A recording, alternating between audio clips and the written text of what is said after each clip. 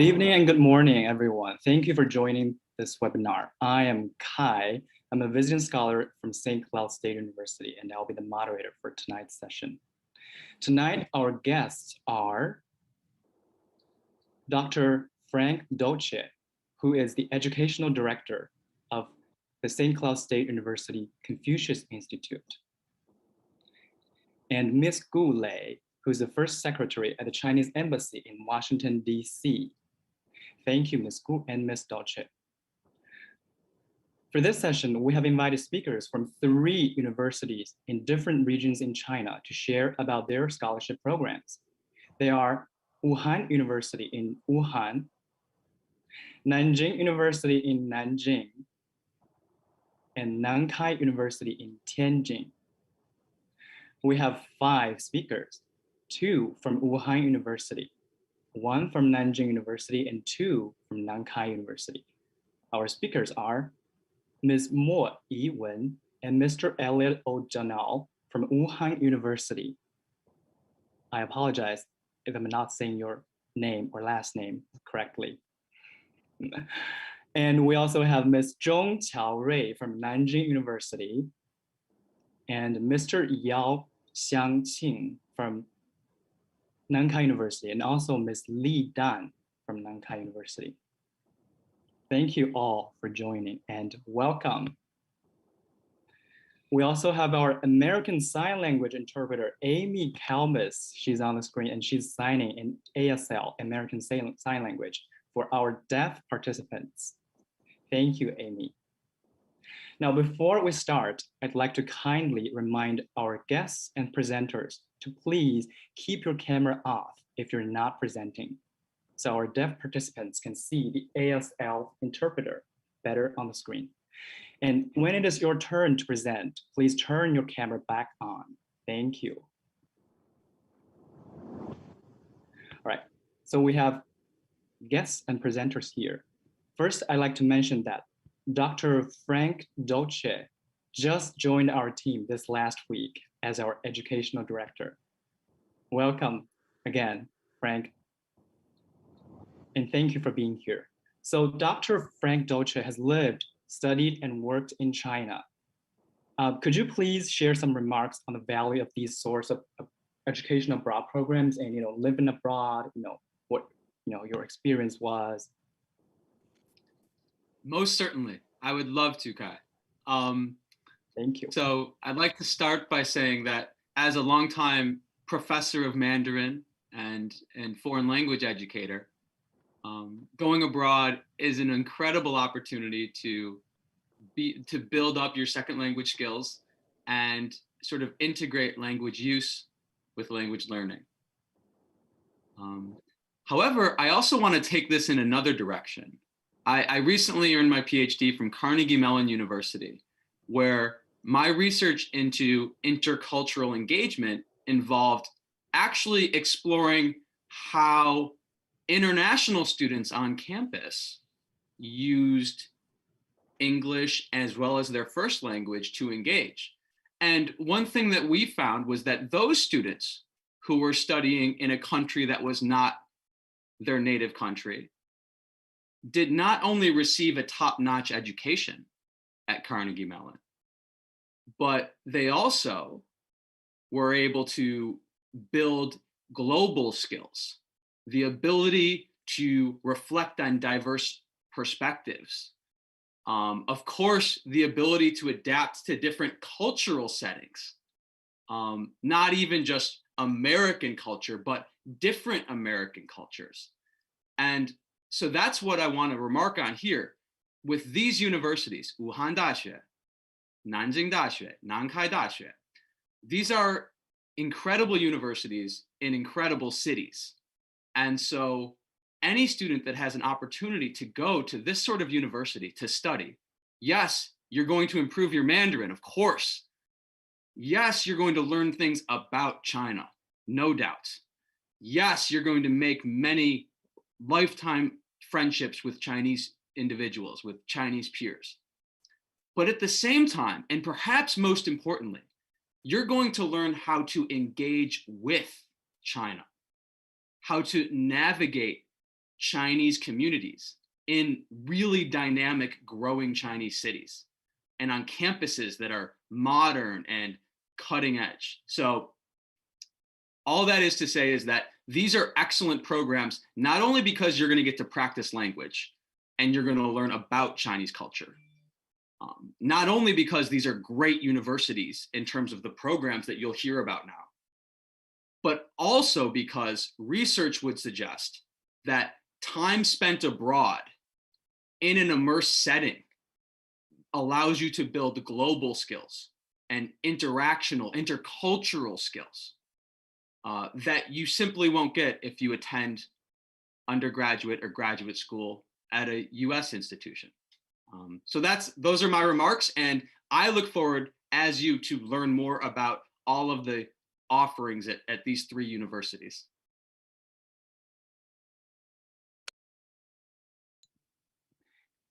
Great. Thank you so much, Dr. Dolce. And I forgot to say that tonight, actually, it's our last session of the speaker series on the Chinese scholarship program. So yeah, after this one, we're going to say goodbye to our speaker series in the spring semester. And speaking of large cities, just like Dr. Dolce was talking about, large cities, all these three universities tonight or this morning in China they are all located in large cities they're all located in large cities in China: Wuhan, Nanjing, and Tianjin. So great. And our first two speakers or presenters are from Wuhan University, and they are Ms. Mo Yiwen from the School of International Education at Wuhan University, and she will give an introduction. Hello, everyone. Hi, it's Wuhan University. Welcome to Wuhan University. And now let us share a video about our beautiful campus and the spring in Wuhan University.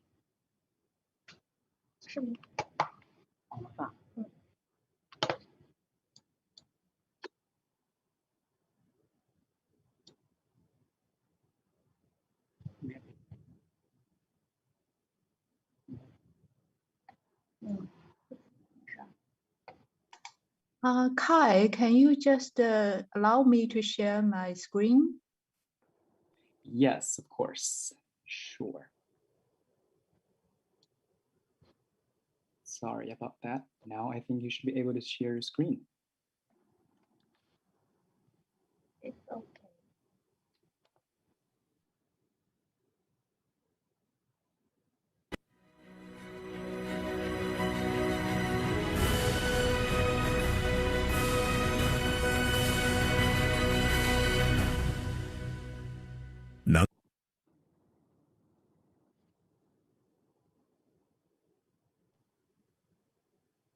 Is there some internet issues or? Okay, I think the video for Wuhan University is very special, and now the cherry flower is all around our campus. It's really beautiful, right? It's very, very nice. Yeah, what's your name? My name's Elliot. Okay. There we go. Oh, there. Today's WHU is the most beautiful university in China. The campus covers an immense area. Its main part stands on top of the Luojia Hill and hides in luxuriant forests. It also extends to the East Lake, the largest freshwater lake in Asian cities. The early palace-like architecture at WHU, mixing Eastern and Western styles, are both elegant and splendid. A wide range of vegetation and a scientific species collection render picturesque scenery to the campus throughout the seasons. Today's WHU boasts the most prominent advantages for its comprehensive disciplines. WHU has 35 schools and departments involving 12 discipline categories, 18 academicians from the Chinese Academy of Sciences and the Chinese Academy of Engineering, 9 senior professors of humanities and social sciences, and over 3,000 teachers are cornerstones of our 16 top 1% ESI discipline groups. 10 disciplines participating in the country's first-class Disciplines Construction Plan. A comprehensive range of disciplines and varied discipline ecology contribute to a solid foundation for frontier, crossover, and interdisciplines such as informatics and life science. Today's WHU is the most innovative university in terms of academic research. Here is the internationally renowned research team that performs well in the field of natural polymer materials. This technology gave birth to the first Chinese recipient of the Anselm Paine Prize. Here are such pioneers as Li De-run, whose Li De-run method has gained worldwide recognition by solving the century problem of surveying academia. Today, the Li De-run method is used throughout the whole world to correct the aerial survey adjustment system. There are creative leading scientists who promote the construction of GPS in China. The innovative distributed wide area differential technology elevates the positioning accuracy of the Beidou navigation satellite system to the centimeter level. Today's WHU strives to be the incubator of the most outstanding future talents. In WHU, students are endowed with resources of the highest quality, breathe the fresh air in the forest, and live in the cultural relics. They have access to more than 17.33 million books and materials available in library, a large number of advanced experimental equipment, as well as more than 200 student associations serving as the platforms for making friends. The best professors are required to deliver lectures to undergraduates. In WHU, the systems designed encourage students to pursue excellence, to set up Hongyi class to train elites, to establish the chief professor accountability system, to support students to change their majors according to their interests, to encourage students to preside and participate in scientific research projects. Wuhan University has forged a complete supporting chain from the class to the city's tech park for innovation, creativity, and entrepreneurship. In WHU, an international perspective has permeated the whole process of teaching. Through selecting and sending exchange students to worldwide famous universities, attracting foreign teachers, fully implementing the bilingual classes, and organizing the Student Association International Exchange Camp and the International Cultural Festival. More and more international elements have been integrated into the growth and development of students.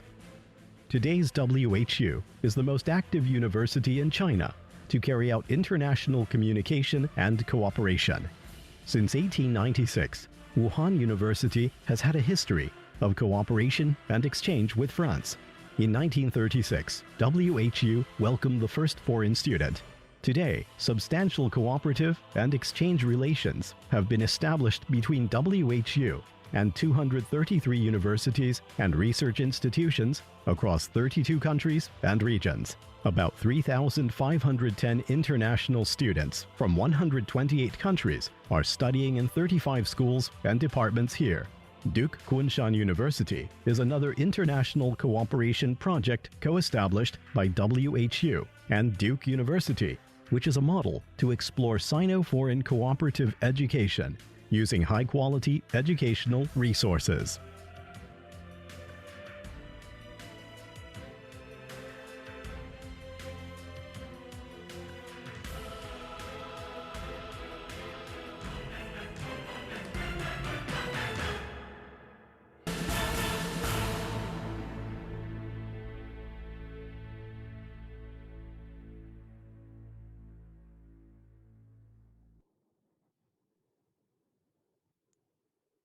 Thank you, Ms. Mo Yiwen, for the introduction to Wuhan University.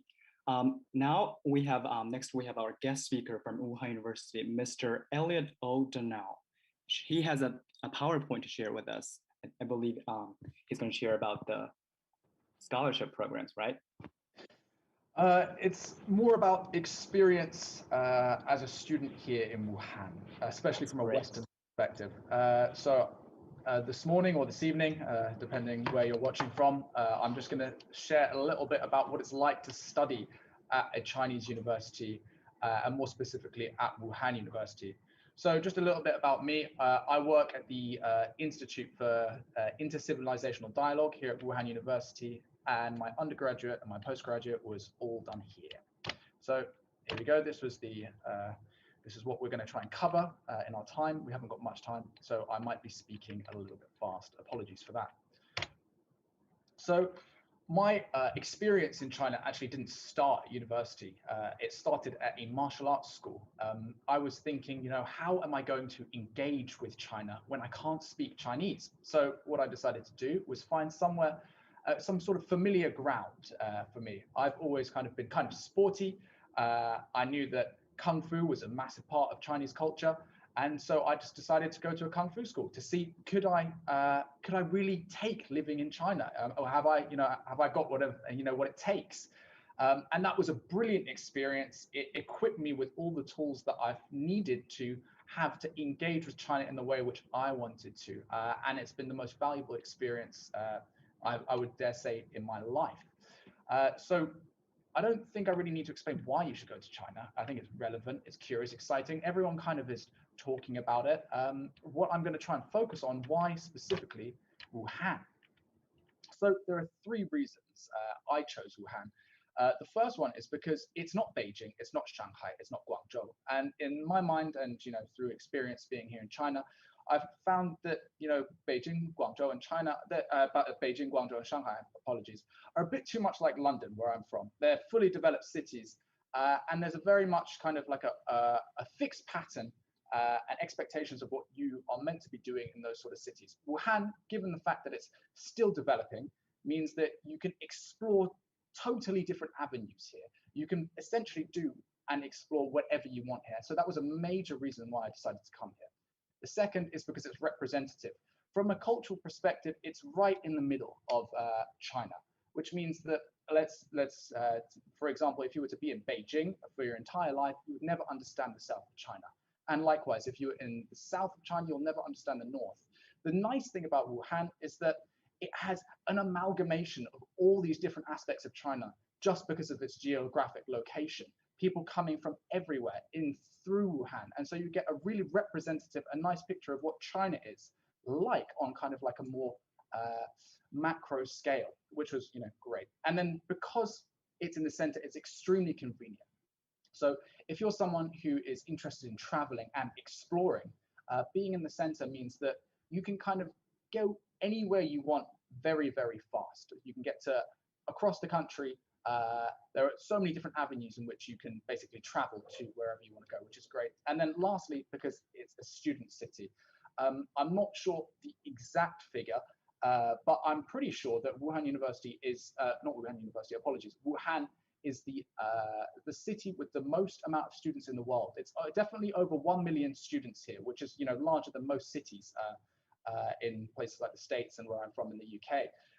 So you're surrounded by young people, and it means that if you want to kind of get to know what the future Chinese people are going to be like, Wuhan is a great starting place to kind of get a feel for what it's going to be like. So yeah, that was why I chose Wuhan. And then my undergraduate experience, because it's because as I said, this whole Wuhan, the selling point of Wuhan is that you can do whatever you want. I got to try out loads of different things. So at one point, I was essentially working on a farm as a volunteer, which was great. And I had my own TV show, so radical change. And then I ended up doing some activist work, promoting kind of things like animal welfare. And this was all done because I managed to accumulate language skills in my first 2 to 4 years. And these experiences, coupled with the language skills which I developed, allowed me not only to get to know China by being here on the ground, so to know thyself, to actually go out and see it for yourself, but it also helped me understand more about who I was and what I wanted to do with my life. I found out that maybe doing NGO work was not my thing, or TV work was not my thing. And so I got a very much, China helped me understand who I was and what I wanted to do, which is, a super invaluable experience. So then I realized when I got to postgraduate level that, language can only take you so far. And once you have a firmer understanding of who you are and what you want to do, or what I wanted to do, sorry, I decided I wanted to pursue a career in academia. So I started, to double down on my studies and, to really broaden my horizon, broaden my academic horizon. And so I was doing intercultural communications here at Wuhan University. And then I was able to essentially secure a job at a research department here for a year. And then I'm starting my PhD in philosophy next year, which should be great. Now, Wuhan University, I'm sure you just saw from the video, is an amazing campus. You know, I don't really need to use words to explain how beautiful it is. You can see for yourself. But if these pictures, if you feel that you're not convinced, then I recommend you to come and check it out for yourself. It's built on a hill. It's actually built on 2 hills, and it's got the largest urban lake in Asia surrounding it. So you've got the mountains, you've got the water. It's a perfect environment in a bustling city to sit down, be calm, and get on with your studies and make friends, and participate in all the extracurricular activities that go on here. So yeah, this is basically what we get to see every day. We're very, very, very lucky, and hopefully you guys maybe will consider coming and seeing it for yourself too. So let's talk a little bit about education. So what type of university is Wuhan? Well, it's a very general university.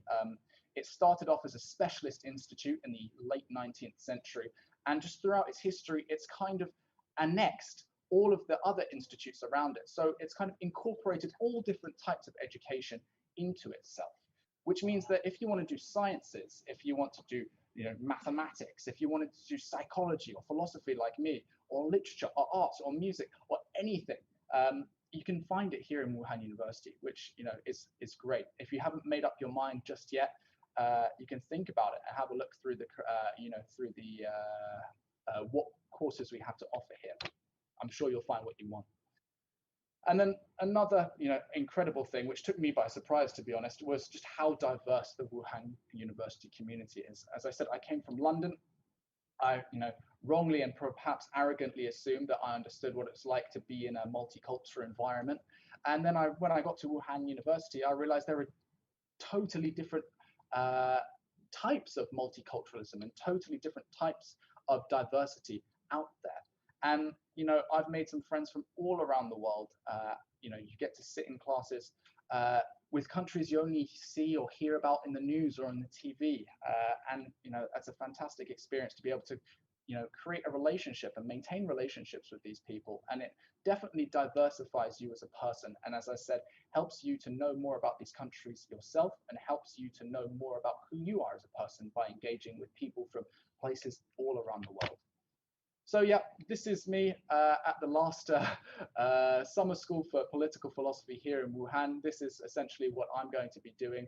But your career prospects don't just have to be in academia. I know people who've gone into media, into law, into finance, into almost any kind of desirable career under the sun. Wuhan University, being the great university it is, will help you and provide you with the education you need to pursue the career that you want to. Now, if you have any questions, feel free to ask, but that's it from me. Thank you very much. Thank you, Elliot. No, thank you. Okay, thank you, host. Thank you so much, Elliot, for sharing your own personal experiences. Just like Dr. Frank Dolce, we'd love to hear personal experiences. We'd love to know, as an international student, you living in China, in some another country, what your experiences are like. That's what we want to know and want to see. So thank you for that, and thank you, Ms. Mo, for sharing the introduction video. Okay, bye-bye. Bye-bye. Thank you. Next, we have our speaker from Nanjing University. That's Ms. Zhong Qiaorui, who's a scholarship program manager at the admission office at the Institute for International Students at Nanjing University. Okay, hello everyone. So first, let's just watch a video clip about Nanjing, the city, and Nanjing University.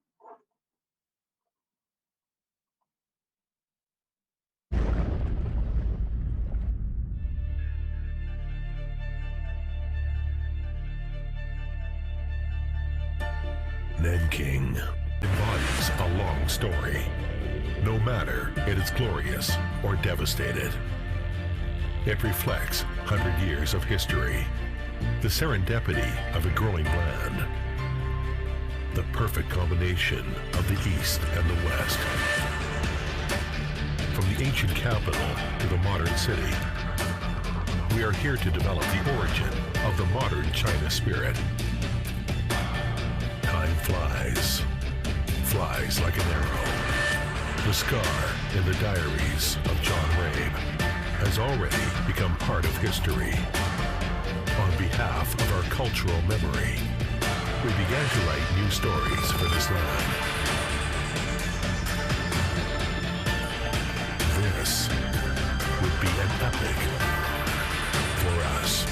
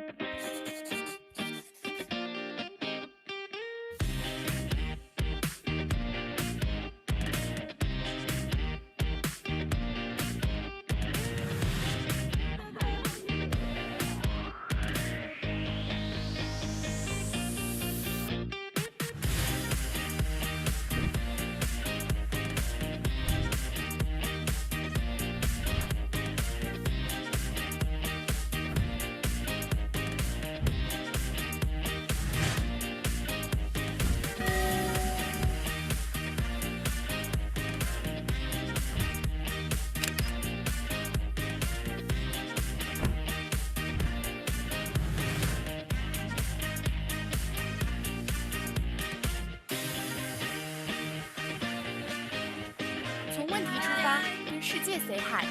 如你所寻，这就是南大。Okay, many thanks to Ms. Gu. And now please allow me just to share my screen.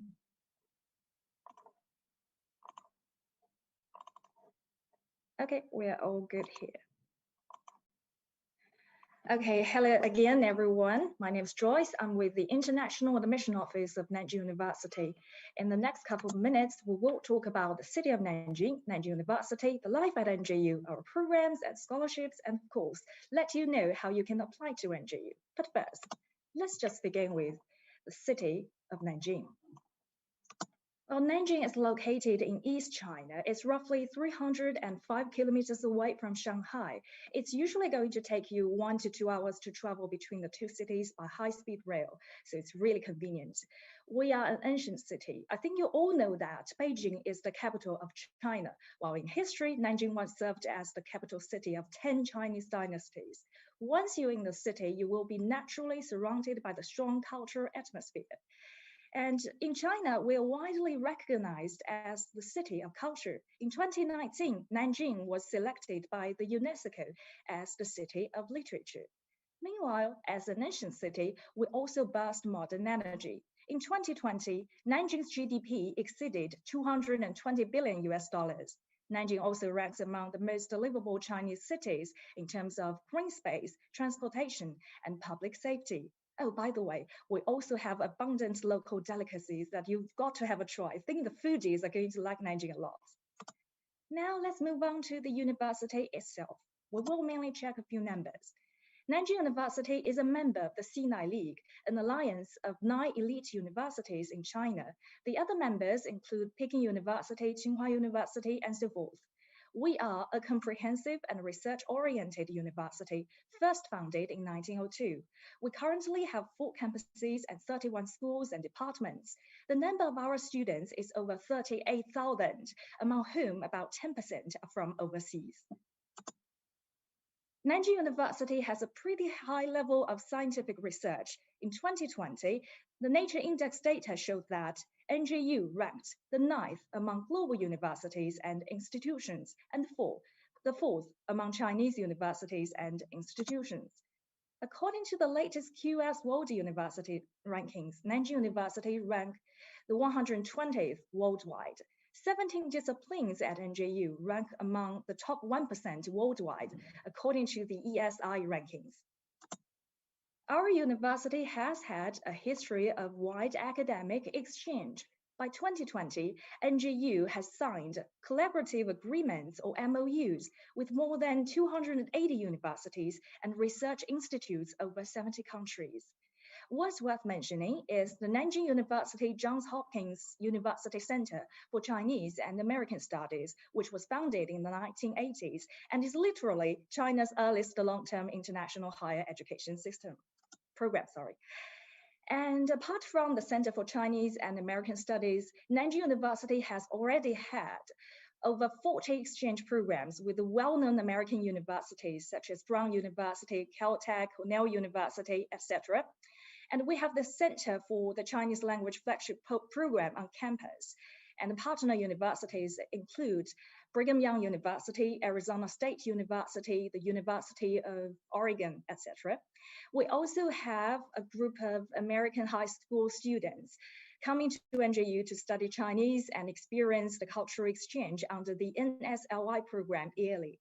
And just before the outbreak of the pandemic, NJU's president visited the Harvard-Smithsonian Center for Astrophysics and the University of California, marking the strengthening of research cooperation between NJU and her American counterparts. And as I have mentioned before, each year over 3,000 international students come to NJU to study. Most of them come from the Asian countries, especially the ASEAN countries like Malaysia and Indonesia. And the students from the United States and Canada account for 25%. Our European students take up 18%. Therefore, when you come to study at NJU, you will be able to naturally embrace the cultural diversity. And I think that is one benefit of studying abroad. Okay, so currently we have about 77 American students studying at NJU. And honestly speaking, I think most of the American students tend to choose the humanities and social sciences when they study at NJU. And let's take a look at the life on campus. We have 4 campuses, but most of the American and the other international students stay on 2 of them, which are Gulo and Xianling campuses. These 2 campuses are connected with each other by 3 metro lines. It's usually going to take like half an hour to go from one to the other. Our Gulo campus inherits the architectures from the University of Nanking, a church university first founded by an American missionary back in 1888. You can see, obviously, this campus has a lot of historical buildings and picturesque views in different seasons, so it's truly beautiful. Our Xianling campus, on the other hand, is relatively new. I have to admit that it may have some distance from the city center, but we have a lot of high standard dormitories, cozy coffee shops and gyms, and of course, high standard laboratories and classrooms. And I can go on and on with that. So the campus life there is indeed convenient. And I often hear from our international students that NGU's dormitories really stand out among the Chinese universities. We have a great number of single rooms, so you can totally enjoy the quietness. We also have colorful extracurricular activities like job fairs, festival parties, and so forth. And there are different clubs that you can join, so you will be able to make new friends easily. You will not feel too homesick too often. We hope, of course. And now let's take a look at the programs we have for our international students. Basically, it's going to take you 4 years to get a bachelor's degree here and 2 to 3 years for a master's degree. All of our bachelor's programs are taught in Chinese, so you will need to pass HSK 5 before applying for our bachelor's program. We have like 80 bachelor's programs here, and they cover a wide range of academic disciplines like humanities, social sciences, natural sciences, history, medicine, and so forth. And we also have 190 master's and 70 doctoral programs. Recently, we have launched 6 English taught master's programs, and we expect to have more in the future. So maybe in the future, you're thinking about coming to China to get a master's degree, Nanjing University may also be a good choice for you. And we also have the non-degree language programs covering different levels of learners. We have diverse courses and a lot of optional cultural courses like calligraphy, painting, Tai Chi, Chinese economy, Chinese history. And we control the size of the classes so that our experienced teachers will be able to focus on each student's individuality and progress. And different programs may have different tuition standards. If we are just going to include the tuition, accommodation, and daily expenses, the whole cost for a year at NJU is roughly $7,000 to $8,500 US. That's for 1 year.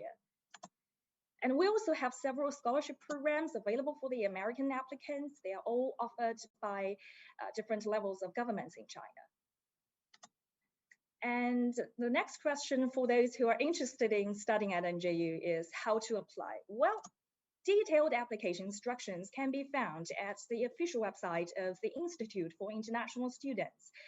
Different programs may have different application procedures as well as application deadlines, so it's really important for you to turn to the website to check the instructions first.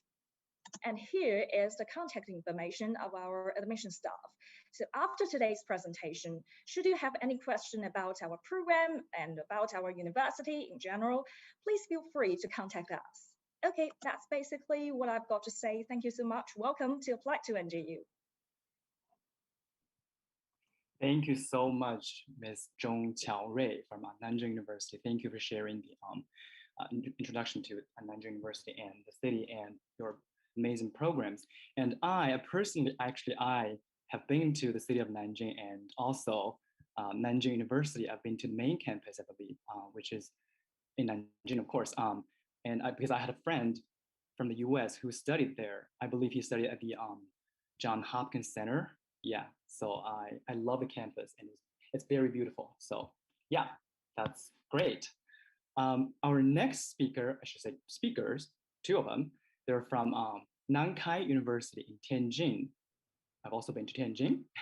So we have Mr. Yao Xiangqing, who is the admission officer of the School of International Education from Nankai University. Welcome. Thank you, Teacher Joe. So now shall we start?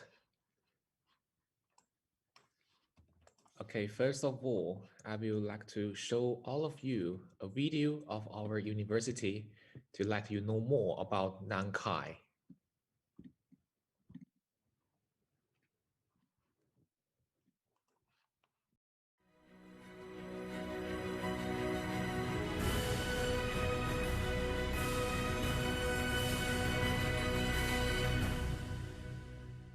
Nankai University was founded in 1919 in Tianjin by the well-known patriotic educators Mr. Zhang Boling and Mr. Yan Xiu. In 1937, Nankai moved to the south of China as the campus was heavily damaged by Japanese army. In 1938, Nankai University, Peking University, and Tsinghua University united in Kunming to form the renowned Southwest Associated University. It was commonly referred to as the North Star of higher learning. The university has cultivated many prominent talents, such as the late Premier Zhou Enlai, world-famous mathematician Xing Shen Chen, physicist Wu Taiyou, and playwright Cao Yu, proving decidedly significant in the history of higher education in China. After the founding of the People's Republic of China in 1949, Nankai University embarked on a new journey of developing into a comprehensive and national key university with equal emphasis on social and natural sciences, while consistently ranking among the top universities in China. Nankai University covers an area of 375 hectares. Collectively, it includes 27 professional colleges, more than 28,000 full-time students, and over 2,000 full-time teachers. Among them are over 800 professors and over 20 academicians of the Chinese Academy of Science, the Chinese Academy of Engineering, and the Third World Academy of Sciences. In 2017, Nankai University was admitted into the national Double First Class project of constructing world-class universities in China. Nankai University initiated the 4211 Seeking Excellence Plan to construct a world-class university and disciplines. We have a lot of very good young people, and also they already did a lot of wonderful research results. My colleagues have diverse academic background. I'm standing on the shoulders of giants. Of course, the pressure and the driving force coexist. Nankai University is recognized as an essential base of fostering and advancing outstanding talents, adhering to the motto of dedication to public interests, acquisition of all-round capability, and aspiration for progress with each passing day. Nankai places emphasis on the cultivation of students' patriotism and global vision, and insists on the finest combination of teaching, scientific research training, and social practice to mold and cultivate students' all-round capabilities.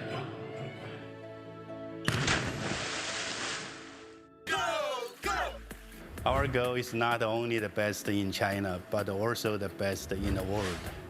Nankai University is also a high-level scientific research center and has achieved many excellent results, recognized at home and abroad. According to internationally accepted ESI data, there are 12 disciplines in Nankai University in the top 1% of the world, among which chemistry even in the top 1,000th of the world. In addition, the average citation rate of ESI articles has ranked first among Chinese universities for 10 years in a row. We need to establish this collaboration between university researchers and between industry. And this way you can get the most out of your research and the knowledge that you create. We have a very good robotics research group at Nankai. Some of these methods have been put into industrial careers. This is really push forward the industry. And that's very important that you have a good relation You can have cooperation only if there is a friendly atmosphere. And I always felt welcome here at Nankai University. Here you can make so many friends, and there's a good relationship between the Chinese students and international students. In my group, there are lots of students coming from different countries. They have different culture here, and we can share lots of things together.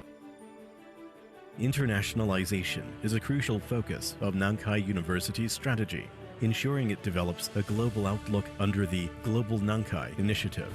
In light of this, Nankai has established exchanges and cooperative relationships with more than 320 world-class universities and academic institutions. A number of world-renowned scholars and eminent politicians, such as Klaus Schwab, Laurent Fabius, and Romano Prodi, frequently visit Nankai and have also been granted honorary positions in recognition of their contributions. Nankai University's centennial is a crucial milestone as we aim to enhance our institution via seeking excellence, ensuring openness and tolerance, with the overall goal of developing a world-class and global Nankai.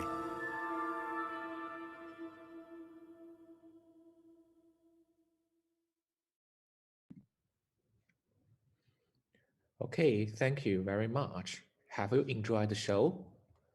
Well, I have. You certainly have. Yeah. We will like to start our today's presentation. I'm Zhou Yao from Nankai University in Tianjin, and here I would like to extend our warmest greetings to you all. It's nice to see you all tonight, dear friends. Today, I will talk about Nankai University from 3 perspectives, including the location, introduction, and also campus life in Nankai University.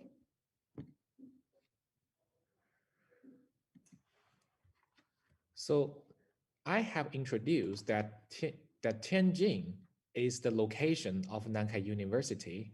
So where is it? It is very close to Beijing, the capital of China. It is only 150 kilometers from Tianjin to Beijing, and Tianjin has been ranked as one of the best cities in the world. Here are some pictures I would like to show you. You will see that the splendid scenery here, and this is a business zone. There are many departments and shopping malls, and also you can see there are so much delicious food in Tianjin. Okay, so what university it is when we talk about Nankai University? Let us first look at the badge and motto of Nankai University: dedication to the public interests, acquisition of all-round capability, aspiration for daily progress. That means a student must get progress every day.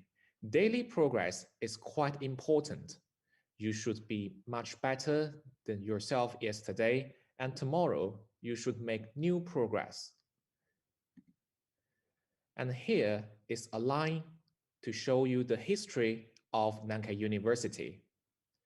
It is founded in 1919. So this year, Nankai has greeted its 102nd anniversary. So Nankai is a university with a long history. And 2 years ago, we have just had its 100th anniversary celebration.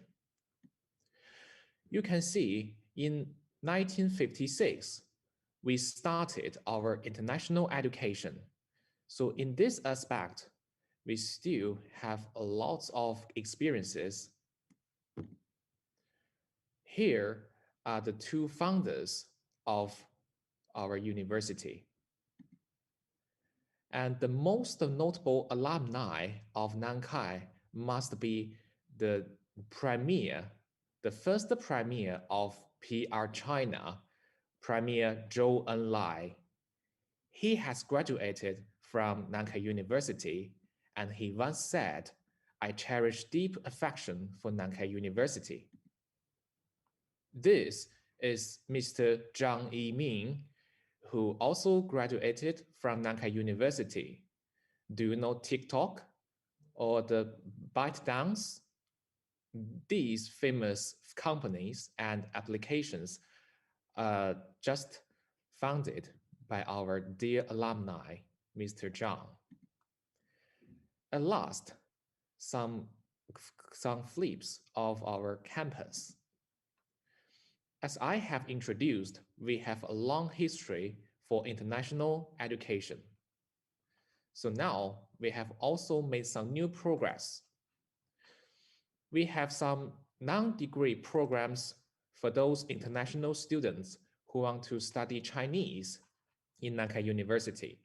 For our university is one of the 8 bases, one of the most famous headquarters for Chinese language proficiency test and teaching in China.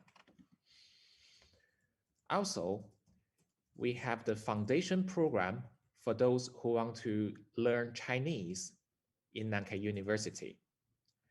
If you have got the HSK 3-level certificate, you will apply for this program and spend half a year to learn Chinese. If you have no Chinese proficiency, maybe you will have to spend 1 year here to complete this foundation program.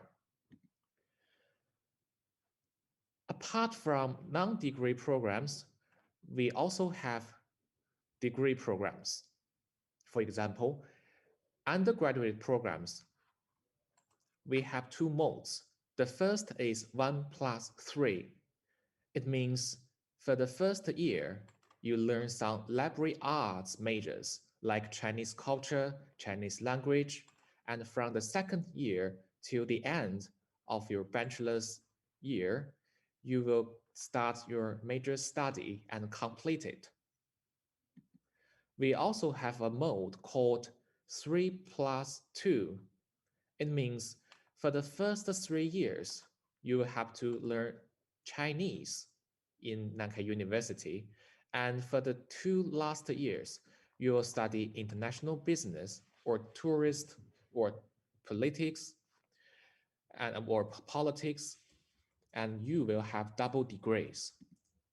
Here are the list for those who want to apply for undergraduates, like Chinese culture, Chinese language, business, economy, and politics. These are very popular for international students all around the world. We also have master programs and PhD programs. And also here are the list. And among all the majors, you see the chemistry, biology, Chinese history, literature, and economy, law. These majors are very popular. And we still have lots of scholarships. Among the most popular one, it is the Chinese government scholarship. It provides you a living allowance as well as an exempt from registration fee, tuition fee, and etc. We also offer some internships for students, and we will make every effort to help students to hunt for their jobs when they will graduate. Here, I would like to show you some pictures of student activities. You see, international students really have a good time in Nankai University. They go to many places and take part in various activities, and they learn Chinese culture. We have 3 campuses. This is Jinan campus and Bali Thai campus. It is in the central city, and Taida campus. The accommodation is also very ideal. It is just like a hotel. There are many equipments and an independent bathroom and a public laundry. It is very safe and comfortable. There are many delicious foods in canteens. At last, I would like to introduce you this QR code for you to scan it to get more information for our application. We have just updated our application information in this WeChat account. So please scan it and join it. Pay attention to all the updates in it. You get all you want about Nankai University. And here are our telephone numbers and our email box. If you have any questions, do not hesitate to ask us, to contact us, and we are waiting for you at Nankai University. Thank you. Thank you so much, Mr. Yao Xiangqin from Nankai University, for sharing about your amazing scholarship programs and undergraduate and graduate programs. Last but not least, we have Ms. Li Dan from Nankai University, who is the admission manager also from the School of International Education, and she will take any questions you might have during the Q&A session. So does anybody have any questions? Ms. Li, could you turn on your camera so we can all see? Yeah, we can all see you and your smile. Great, thank you so much. Does anybody have any questions? And our guests, feel free to turn on your camera if you want. If you have any questions, feel free to ask them in the Q&A, the chat box. While we're waiting for questions, I have a question. So I believe Ms. Zhong from Nanjing University has talked about the HSK, right? So for the other universities, for Nankai University and Wuhan University, do they also require HSK or sort of like a Chinese proficiency test, something like that, for going to Nankai or to Wuhan University? Do they require HSK, the HSK Chinese proficiency test? And if yes, then what level? Can anybody answer the question? Ms. Lee, could you? Sure. For our university, if the students would like to apply for the bachelor degree, the students should pass HSK 4 or above. But for the master degree or the doctorate degree, the students should have a HSK 5 or above. And this is the requirements for Chinese proficiency. Okay, good to know. So HSK 4 or above for undergraduate programs, and HSK 5 and or above for graduate programs, right? Great. I believe it's the same for Wuhan University and Nanjing University, right? Miss the same requirements. Okay, that's good to know. Does anybody else have any other questions?